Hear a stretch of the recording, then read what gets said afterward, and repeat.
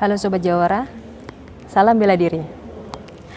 Kembali bersama tim Warta Jawara, portal bela diri Indonesia, dan tentu saja dengan saya Woro. Saat ini tim Warta Jawara berada di Padepokan Persaudaraan Setia Hati Trate, Pusat Madiun. Persaudaraan Setia Hati Trate ini bukan nama yang asing di dunia para pendekar pencak silat di Indonesia, karena merupakan salah satu perguruan legendaris yang kabarnya terbesar di Indonesia. Persaudaraan Setia Hati Trate ini juga merupakan salah satu perguruan pencak silat dari 10 perguruan historis yang memiliki peran besar dalam pembentukan Ikatan Pencak Silat Indonesia atau IPSI. Dan saat ini kami sudah bersama dengan Bapak Dr. Andes R. Murjoko Hadiwijoyo, Ketua Umum Persaudaraan Setia Hati Trate Pusat Madiun. Beliau juga merupakan Dewan Pembina IPSI Kota Madiun, Dewan Pembina IPSI Provinsi Jawa Timur, serta Ketua Paguyuban Pencak Silat Madiun. Dan setelah ini kita akan berbincang-bincang dengan beliau mengenai sejarah, filosofi, perkembangan, dan mungkin masih banyak yang lainnya terkait Persaudaraan Setia Hati Trate. Namun sebelumnya, bagi Sobat Jawara yang belum subscribe, silakan subscribe terlebih dahulu dan jangan lupa untuk menyalakan tanda loncengnya untuk mendapatkan update informasi terbaru seputar dunia bela diri di Indonesia. Hanya di channel Warta Jawara. Selamat sore Pak Murjoko. Senang bisa berjumpa secara langsung dengan Bapak. Mengingat Persaudaraan Setia Hati Trate ini merupakan salah satu perguruan pencak silat yang melegenda dan terbesar di Indonesia dan mungkin bahkan di dunia internasional, Pak. Ya. Bisa Bapak ceritakan sejarah awal berdirinya Persaudaraan Setia Hati Trate ini, Pak? Terima kasih. Assalamualaikum warahmatullahi wabarakatuh. Waalaikumsalam. Selamat siang, ya, saudara sekalian. Saya akan menyampaikan sedikit mengenai sejarah berdirinya Persaudaraan Setia Hati Trate. Persaudaraan Setia Hati Trate ini berdiri pada tahun 1922, di mana pendiri Setia Hati Trate ini adalah Bapak Ki Hajar Hardjotomo. Siapa beliau ini? Bapak Ki Hajar Hardjotomo ini juga merupakan salah satu murid kinasih dari Ki Ngabei Surodiwiryo, di mana Ki Ngabei Surodiwiryo ini adalah merupakan pencipta pencak silat aliran Setia Hati. Jadi aliran pencak silat Setia Hati ini pada mulanya adalah merupakan ciptaan dari beliau Ki Ngabei Surodiwiryo, yang kebetulan juga beliau ini berdomisili sampai terakhir beliau almarhum di Madiun, yaitu di Desa Winongo, Madiun. Nah, karena beliau ini merupakan pegawai pemerintah penjajah waktu itu, sehingga beliau tidak bisa bergerak bebas karena ya harap maklum bahwa situasi kondisi bangsa masih dalam kondisi penjajahan, sehingga setiap gerak daripada orang-orang Indonesia selalu dimonitor oleh kaum penjajah. Oleh karena itulah maka murid-murid beliau ini kemudian minta izin kepada beliau, lalu mendirikan latihan-latihan pencak silat atau bela diri pencak silat ini kepada generasi muda.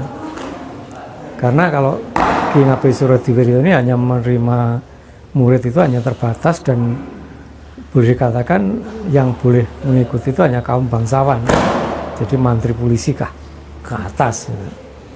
Nah, kemudian salah satu murid beliau, Ki Hajar Hardjotomo ini pada tahun 1922 minta izin pada beliau untuk mendirikan latihan pencak silat yang kemudian diberi nama SJPSC.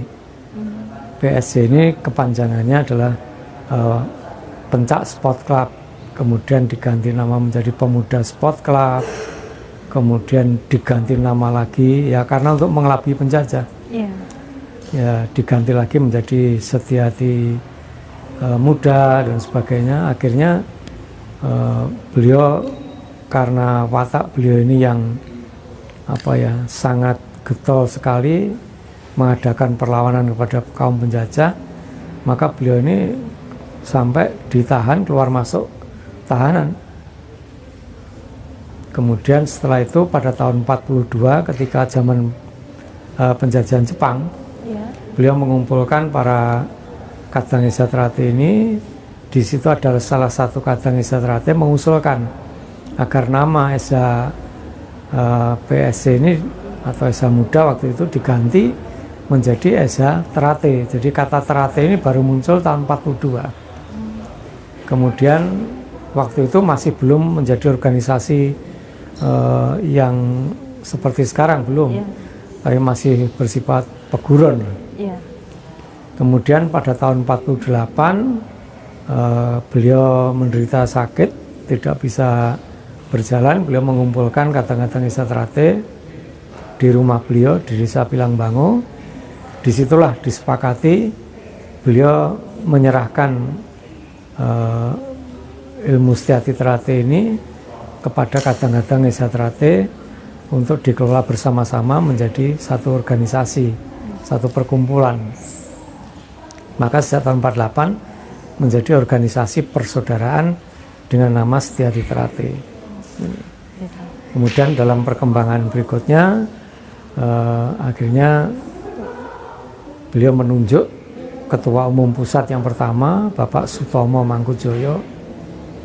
Kemudian barulah tahun 52 itu dibuat semacam anggaran dasar, anggaran rumah tangga untuk patokan dalam melaksanakan perkumpulan atau organisasi ini. Ya, siapa? Mohon izin jika diperkenankan, apa makna dari nama Persaudaraan Setiahati Trate? Jadi awalnya nama itu adalah tahun 42 menjadi Setiahati atau Esa Trate. Nah, mengapa kok mengambil nama Trate? Karena Trate ini nama tanaman bunga Trate, di mana bunga Trate ini banyak dipakai dalam simbol-simbol filosofi, simbol-simbol filsafat banyak yang menggunakan bunga Trate. Mengapa? Karena bunga Trate ini merupakan bunga atau tanaman yang bisa hidup di segala lapisan, bisa di air, bisa di lumpur, di darat, bahkan bisa digantung di udara pun bisa. Sehingga dengan mengambil nama Trate ini diharapkan agar warga Esa Trate ini menjadi orang yang bisa hidup di segala lapisan masyarakat. Kemudian persaudaraan itu awalnya adalah merupakan watak atau sifat daripada perkumpulan. Jadi sifat organisasinya persaudaraan, sehingga namanya organisasi persaudaraan dengan nama Setiahati Trate. Itu awalnya seperti itu. Namun dalam perjalanan waktu akhirnya persaudaraan ini sekarang menjadi nama, sehingga menjadi Persaudaraan Setiahati Trate. Jadi itu merupakan perjalanan sejarah. Jadi mengambil filosofi tumbuhan teratai atau bunga teratai sendiri. Tapi kenapa harus teratai bukan teratai kayak gitu, Pak? Karena kalau mungkin dalam bahasa ilmiah mungkin nama bunga itu teratai mungkin. Tapi kalau di masyarakat Jawa khususnya, umumnya menyebutnya ya bunga Trate, bukan gitu. Teratai tapi Trate. Sehingga dari situlah nama Trate ini muncul. Nah, persaudaraannya merupakan sifat daripada perkumpulan itu sendiri. Setiahati ini memang mengambil nama dari asal muasalnya ilmu pencak silat Setiahati, ya, setia kepada hatinya. Ya, itu yang dipakai kemudian oleh Esa Trate. Siap. Jika diperbolehkan untuk dijelaskan, apa yang menjadi dasar dalam ajaran di Persaudaraan Setia Hati Trate, Pak? Iya, jadi Persaudaraan Setia Trate ini merupakan satu wadah atau perkumpulan yang boleh dikatakan merupakan perkumpulan atau pendidikan, tapi pendidikan non formal. Kalau formal kan lembaga sekolah. Yeah. Nah, ini Setia Trate ini merupakan lembaga pendidikan non formal. Artinya kita mendidik generasi muda bangsa Indonesia khususnya agar memiliki karakter sebagai bangsa Indonesia yang utuh, memiliki jati diri, memiliki rasa nasionalisme yang kuat. Ini yang diharapkan muncul dari generasi muda Setia Trate, sehingga nantinya bangsa Indonesia ini tidak kehilangan jati dirinya. Ini harapannya. Ya. Oke. Saya banyak mendengar bahwa ikatan persaudaraan dan kebersamaan di antara anggota Persaudaraan Setia Hati Trate ini sangat kuat. Nah, kalau boleh tahu apa yang membuat ikatan di antara anggota Persaudaraan Setia Hati ini terkenal kuat seperti itu, Pak? Iya. Jadi kita di Setia Trate ini kita sudah sepakat kita ingin bangun persaudaraan, membangun paseduluran. Nah, persaudaraan yang dibangun di Setia Trate ini adalah persaudaraan yang tumbuh dari hati ke hati, persaudaraan yang tulus, persaudaraan yang ikhlas, persaudaraan yang tidak membedakan latar belakang kehidupan kita masing-masing. Apakah itu suku, agama, ras, golongan, pangkat, derajat, kekayaan, tidak. Jadi ketika kita masuk di Setia Trate, semuanya adalah sama-sama sebagai saudara. Yang ada adalah saudara tua, saudara muda. Disebut saudara tua karena mereka mungkin lebih dulu masuk di Setia Trate, menjadi anggota Setia Trate lebih dulu. Sedangkan yang muda-muda karena datangnya belakangan, maka disebut saudara muda. Nah, kewajiban kita di dalam persaudaraan ini adalah saling sayang menyayangi, saling hormat menghormati, dan sama-sama saling bertanggung jawab. Itu yang dikembangkan di Setia Trate. Ada berapa tingkatan dalam Persaudaraan Setia Hati Trate ini, Pak? Dan mungkin juga bisa dijelaskan berapa lama waktu tempuh di setiap tingkatannya? Iya. Jadi di Setia Trate ini pendidikan di Setia Trate ini ada 5 dasar. Yang pertama adalah persaudaraan, kemudian yang kedua adalah olahraga, yang ketiga itu kesenian, yang keempat adalah bela diri, yang kelima adalah pendidikan kerohanian.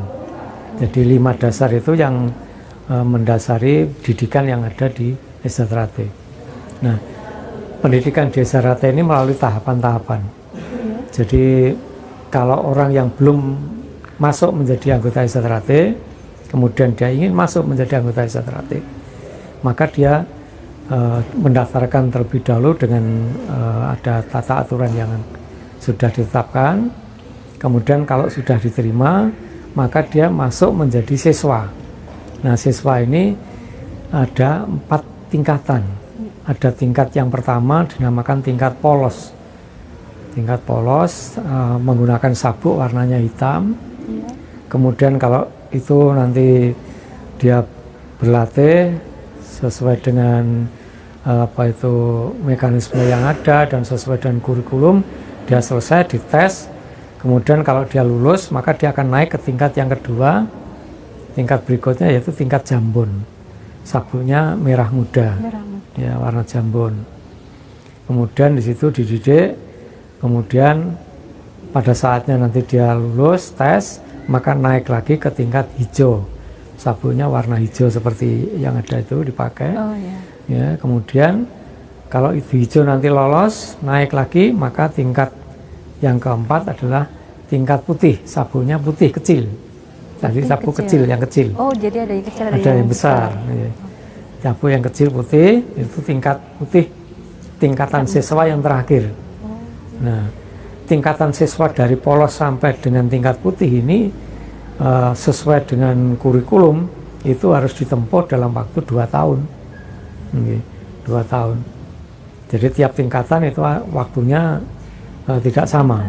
Kalau tingkat pertama 4 bulan, tingkat kedua nanti 6 bulan, tingkat berikutnya 8 bulan, kemudian 8 bulan lagi. Nah, itu setelah di tingkat putih selesai, maka dia akan mengikuti pendadaran, tes terakhir. Kalau dia lolos, maka dia akan diwisuda. Kalau di Sarate istilahnya disahkan menjadi warga atau anggota tetap. Nah, pengesahan ini hanya dilakukan pada bulan Suro atau bulan Muharram. Nah, kalau sudah disahkan, maka mereka menjadi warga tingkat 1. Warga tingkat 1 istilahnya. Nah, nanti warga tingkat 1 ini bisa, kalau memang dedikasinya, loyalitas, pengabdiannya baik, maka dia bisa mengikuti program berikutnya, yaitu warga tingkat 2. Nanti kalau baik lagi, dia bisa mengikuti jenjang yang lebih tinggi lagi, itu warga tingkat 3. Ini merupakan jenjang paling tinggi di Desa Trate, sampai tingkat 3 ini. Dari warga tingkat 1 ke warga tingkat 2 itu berapa lama? Aturannya dia harus sudah menjadi warga tingkat 1 minimal 15 tahun. 15 tahun dan baru nanti akan mengikuti tes. Tes, ya tesnya macam-macam, termasuk kepribadiannya, dedikasi, loyalitas, pengabdian, ini dinilai semua. Kalau dia layak, maka dia akan lolos masuk ke program tingkat 2. Siap, Pak. Ada hal yang menarik perhatian saya tentang lambang persaudaraan Setia Hati Trate. Menurut saya merupakan salah satu lambang yang paling artistik. Nah, bisa Bapak jelaskan makna filosofis dari lambang PSHT ini, Pak? Iya.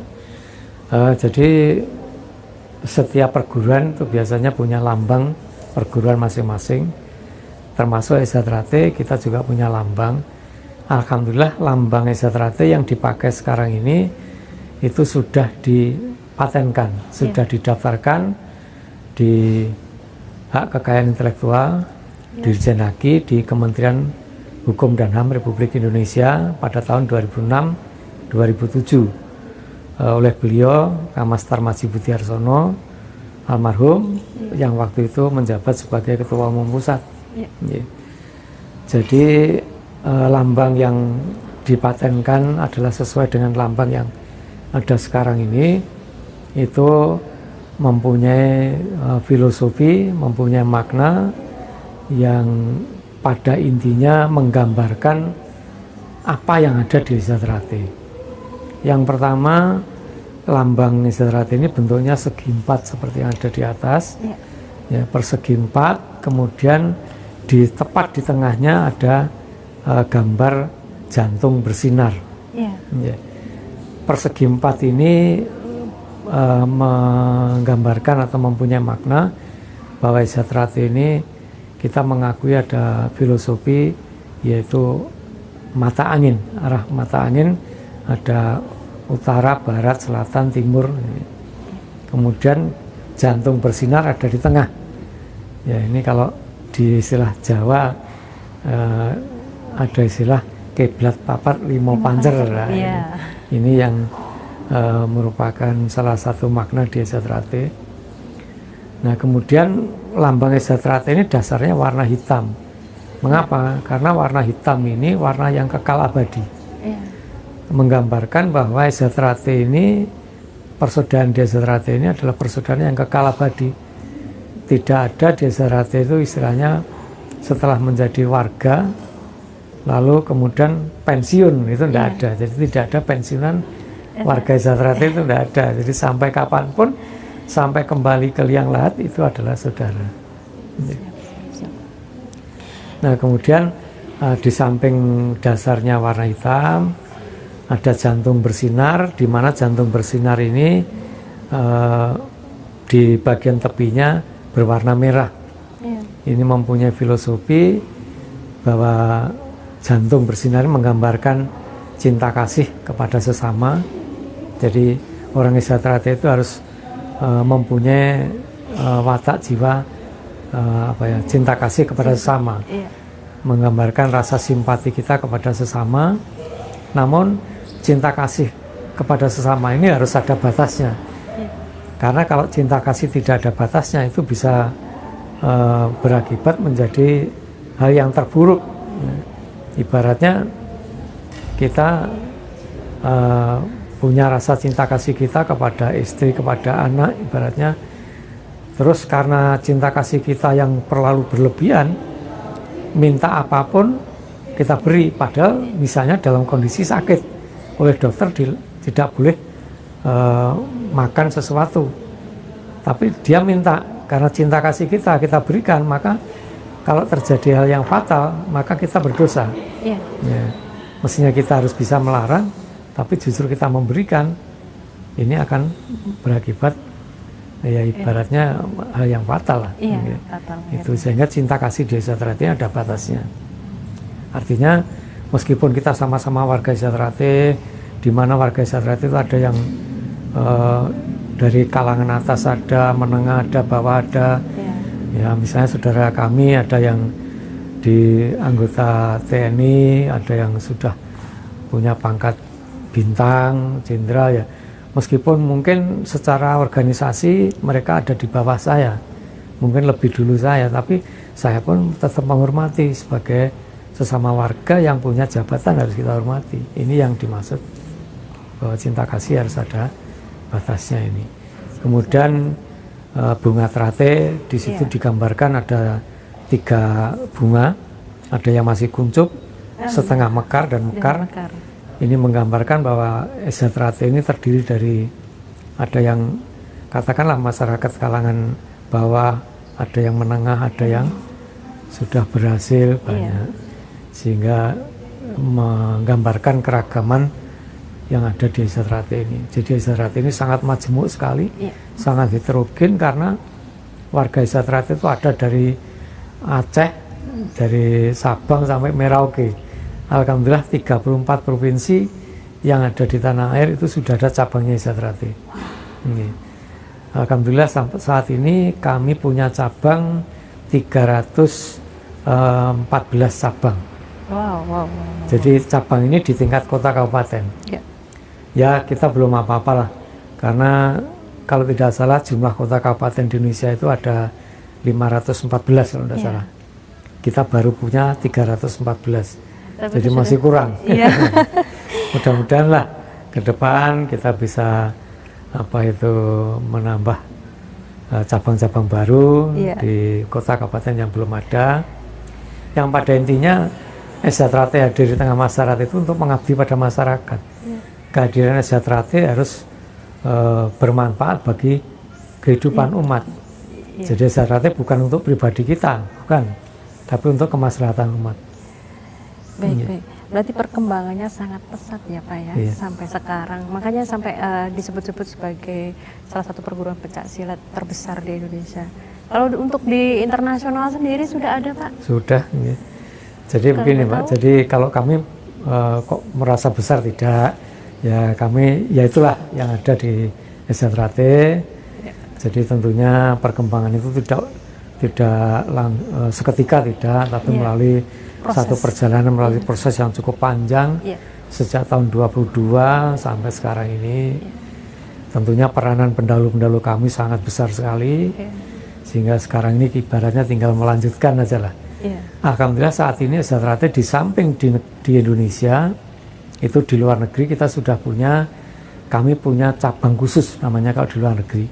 Itu ada 29 cabang khusus di luar negeri. Di mana aja itu Pak? Di Malaysia, karena Malaysia itu negara bagian, kita punya 9 cabang khusus di Malaysia.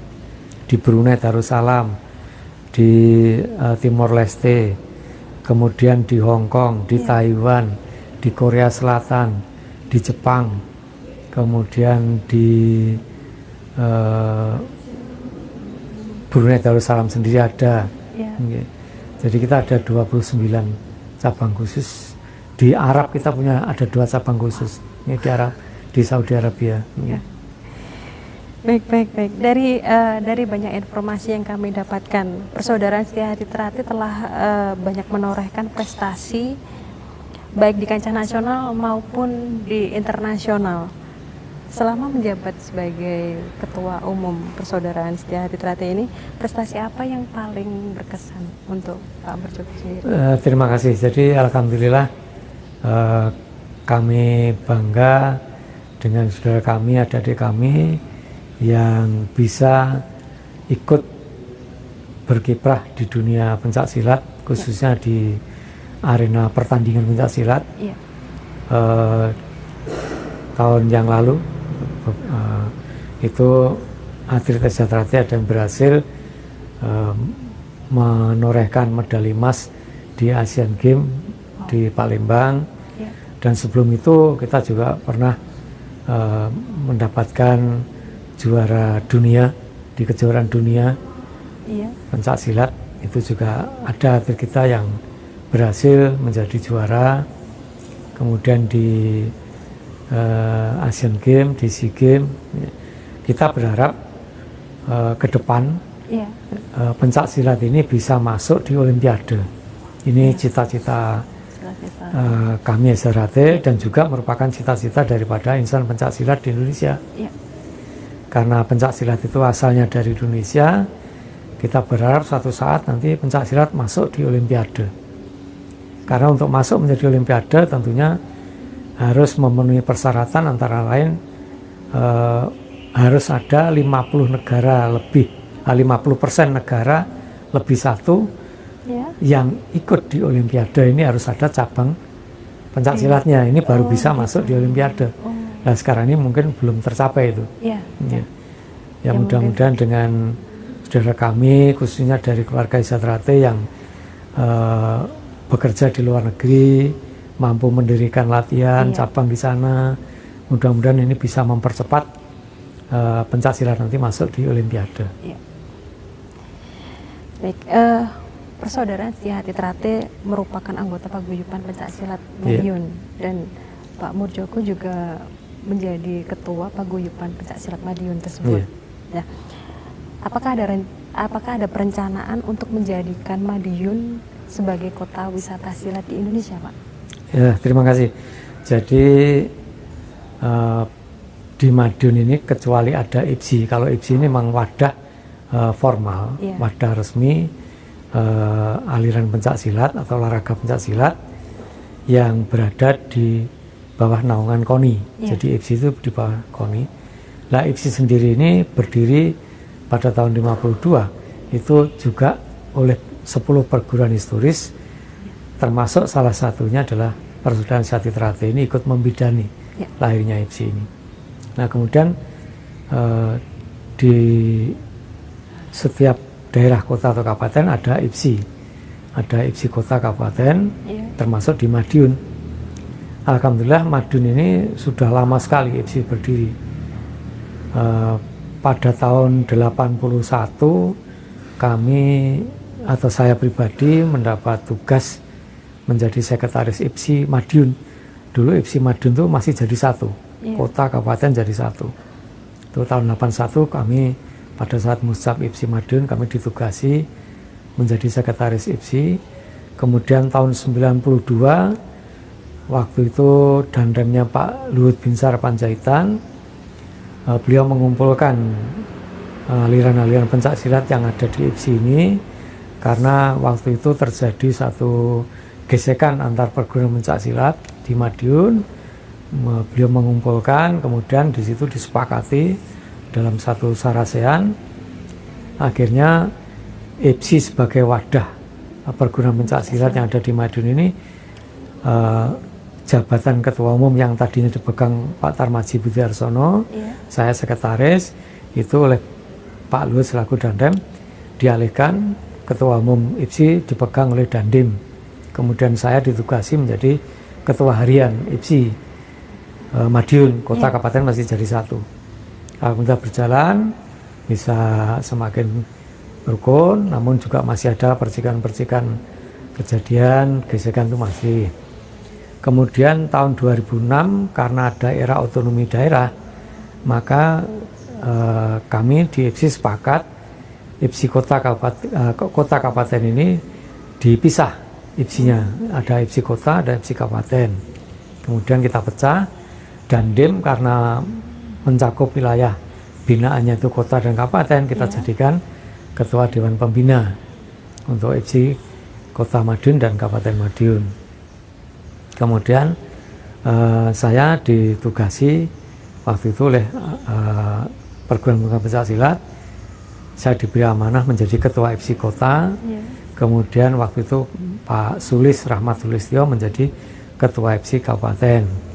Kemudian berjalan, setelah musab beberapa kali, kemarin musab IPSI kota Madiun khususnya pada bulan November 2019 kami minta mundur karena sudah banyak yang kami tangani. Kami minta mundur. Alhamdulillah dulu sepakat, akhirnya ketua IPSI kota sekarang dijabat oleh Mas Tono Suharyanto, itu dirutnya pabrik gula Rajagung. IPSI kota sudah sendiri, sampai sekarang ketuanya Mas Widodo. Itu cerita. Kemudian pada saat tahun 2013 waktu itu Kapolres Kota Madiun Pak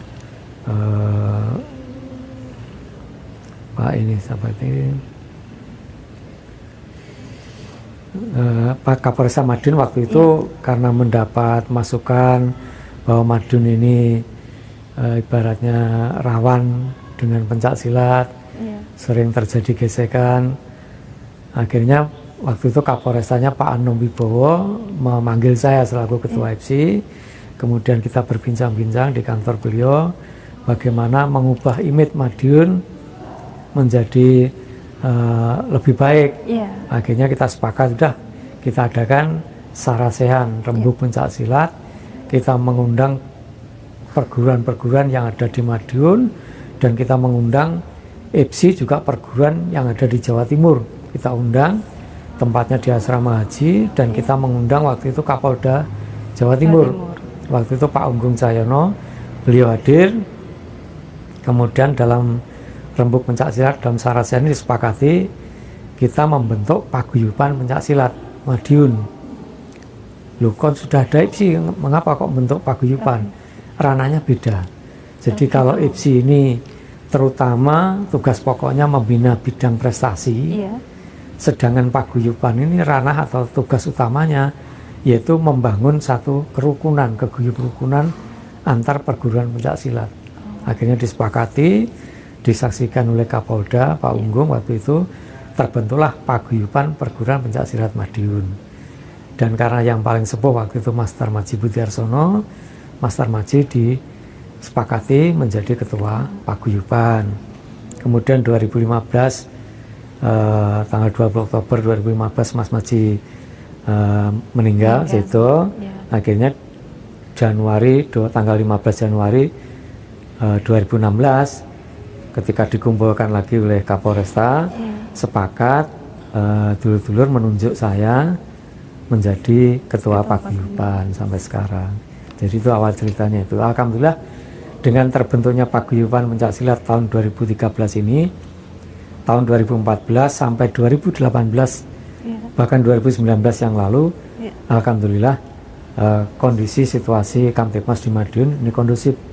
Bahkan oleh Kapolda dinyatakan Madiun zero accident. Itulah Mbak ceritanya paguyuban. Siap. Jadi sebagai ketua umum Persaudaraan Setia Hati Trate yang memiliki padepokan yang megah seperti ini, apakah ada keinginan atau harapan dari Bapak untuk menjadikan mungkin separuh dari padepokan ini terbuka untuk umum, dalam arti menjadi destinasi wisata silat di Madiun? Jadi mungkin dijadikan museum Setia Hati Trate yang sehingga masyarakat lebih bisa mengenal sejarah dan perkembangan persaudaraan Setia Hati Trate sendiri, Pak. Terima kasih. Jadi kami sudah bertemu dengan Musbida juga di kota dan kabupaten bahwa kita sepakat karena Madiun sudah dicanangkan oleh Menpora tahun 2000 berapa itu Mas Tarmaji masih ada 2014-15 itu sudah disepakati bahwa Madiun menjadi kampung pesilat motonya.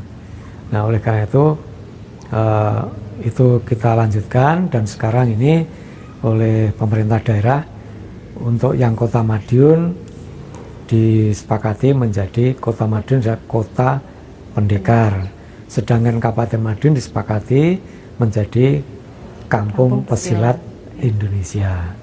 Nah, di sini kita sudah sepakat dengan perguruan-perguruan yang ada beserta Musbida bahwa kita akan menjadikan Madiun ini menjadi salah satu kota tujuan wisata atau destinasi wisata, terutama wisata religi, yaitu pencak silat. Ini. Sehingga kami pun dari keluarga besar Desa Teratai ini juga sekarang ini sedang mempersiapkan diri.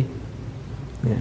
Jadi nanti Padepokan ini kita buka untuk salah satu tempat destinasi wisata Kota Madiun. Ya. Dan insya Allah kami sekarang sudah atau sedang mengadakan pembangunan, yaitu di sebelah selatan jalan. Itu gedung baru yang itu nanti di situ kita buka untuk umum. Kalau yang di utara ini memang hanya untuk kegiatan-kegiatan ritual. Nah, nanti yang umum kita tempatkan di sana. Di sana nanti akan kita lengkapi dengan berbagai macam sarana prasarana, baik digunakan untuk Desa Teratai sendiri maupun digunakan untuk umum bisa. Dan kalau nanti dipakai untuk wisata, di sana ada ya ibaratnya kelengkapan sebagai destinasi wisata, kita lengkapi di sana. Mungkin ada semacam ya sejarah koleksi sana, ada perpustakaan dan sebagainya gitu. Itu rencananya demikian. Jadi kita sangat setuju sekali Madiun menjadi salah satu kota destinasi wisata khususnya pencaksilat ini. Siap. Baik, satu pertanyaan terakhir dari kami. Mungkin ada pesan dari Bapak untuk para sobat Jawara dan generasi muda Indonesia pada khususnya tentang manfaat menekuni pencaksilat, Pak. Iya, terima kasih. Jadi pencaksilat ini merupakan salah satu warisan budaya bangsa. Dan tidak berlebihan kalau saya katakan bahwa pencaksilat ini juga sekaligus menjadi salah satu jati diri bangsa. Oleh karena itu kita generasi muda bangsa ini harus teguh, harus kuat, harus punya pendirian, harus punya jiwa nasionalisme. Bagaimana supaya salah satu atau budaya bangsa atau menjadi salah satu kepribadian bangsa ini jangan sampai hilang. Jadi kita harus menanamkan ajaran budi luhur yang terkandung dalam pencaksilat ini. Apapun alirannya, monggo. Silakan. Yang penting kita tetap guyup rukun, punya semangat dan jiwa persatuan kesatuan, punya rasa percaya diri sebagai bangsa, juga sekaligus menjadikan pencaksilat sebagai jati diri bangsa, dan sekaligus menjadikan pencaksilat ini menjadi salah satu ikon wisata budaya, juga wisata religi, baik di Kota Madiun maupun di Indonesia. Jadi kita harapannya bangsa asing atau dari luar negeri yang datang ke Indonesia itu harus melihat Indonesia punya pencaksilat. Kalau di Jepang mungkin ada sumo, ada karate gitu. Maka Indonesia punya pencaksilat. Ini jangan sampai pencaksilat nanti ke depan beberapa tahun yang akan datang musnah. Generasi muda kita sudah tidak mengenal lagi pencaksilat. Ini kita akan lucu. Oleh karena itu mari kita tingkatkan peran serta kita masing-masing untuk tetap membina adik-adik kita mengenal budayanya sendiri, yaitu khususnya pencaksilat, sehingga menjadi satu budaya bangsa, menjadi jati diri bangsa Indonesia. Saya terima kasih. Demikian. Assalamualaikum warahmatullahi wabarakatuh.